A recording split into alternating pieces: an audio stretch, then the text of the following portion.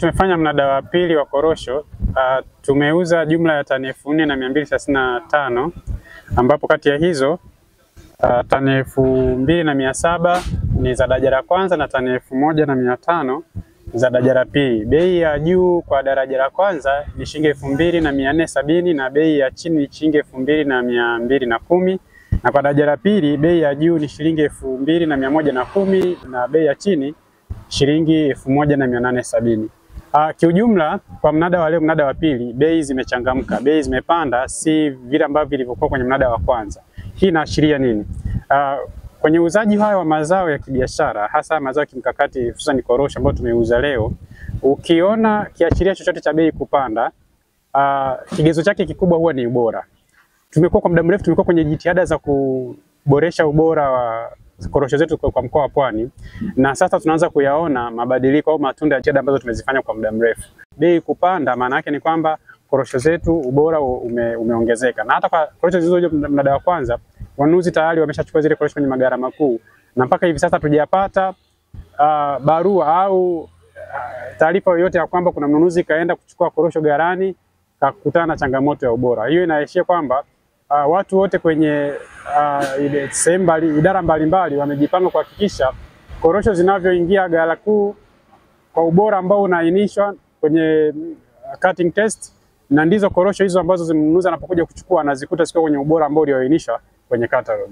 Kwa hiyo kwa hali hii tunavyokwenda, tunatumaini hata na hali hiyo inavyoruhusu hivi, pengine hata mnada wa tatu ambao tunategemea kufanya tarehe 27 unaweza ukawa na bei nzuri zaidi. Na rai yangu kwa wakulima na viongozi wote wa AMCOS, korosho zote ambazo ziko majumbani na kwenye magara ya AMCOS, taratibu kafanyika kwa uharaka, korosho hizo zikaenda gara kuu, taratibu zote zikafuatwa, ili hatimaye tarehe 27 tukakutana tena kwenye kituo cha mnada unaofuata tukaziuza korosho zetu kwa bei hizi ambazo zinazidi kupanda mnada hadi mnada. Moja, tumekubaliana, tumefanya hiyo biashara, tumeuza, lakini nichukue nafasi hii na nimewaelekeza hapa viongozi wa vyama vya msingi, wanakimbilia kupeleka korosho kwenye magara makuu, wanasahau kama wakulima waliouza mnada wa kwanza fedha zao ziko tayari, na serikali ilishatuelekeza sisi chama kikundi tuwalipe wakulima moja kwa moja. Kwa hiyo tunashindwa kufanya malipo kutokana na mikeka yale ya malipo. Watendaji wa vyama vya msingi bado hawajaleta kupitia kwenye viongozi wa ushirika, ili sisi tufanye malipo kutokana na kukimbiza korosho za wakulima kwenye magara. Katibu, kutoka hapa unajua kwamba korosho ulizozipeleka kwenye ghala la mnada zimeuzika. Nenda katengeneze mkeka mapema, kwa sababu ninajua kwenye mchakato wa malipo kuna mambo mengi.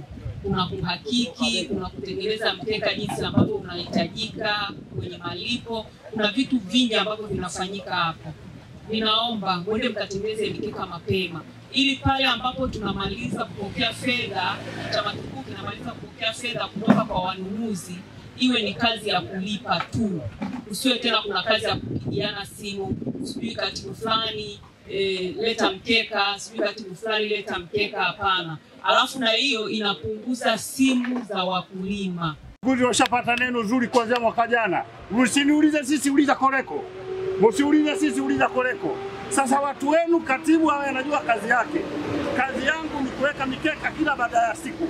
Na jambo hili linafanywa makusudi. Viongozi wa AMCOS hapa wapo na sisi ndio tutakupeleka. Sasa itoke amri na uwezo mkubwa, katibu akizembea lolote litokee kulingana na mujibu wa sheria. Wasije wakatucheleweshea iwe sosi siku hizi weshahama kwao, wanakuambia uliza Koreko bwana, sasa tulipi bwana. Ndio maana mnakuta simu zinafika sana.